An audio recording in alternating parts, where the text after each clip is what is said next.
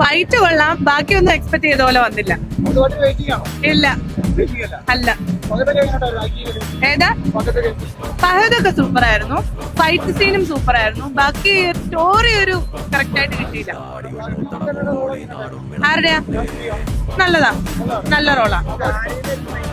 അത് സെറ്റാണ്, അത് സെറ്റാ, ഓക്കെ, അതല്ല ഓക്കെ, അതും കുഴപ്പമൊന്നുമില്ല. പിന്നെ സ്റ്റോറിയിലാണ് ഒരു ക്ലാരിറ്റി ഇല്ലായ്മ ഉള്ളത്.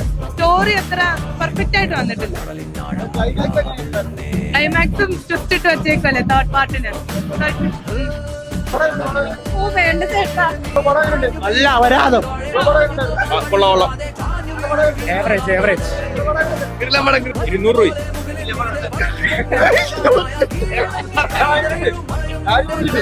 ഒന്നിനും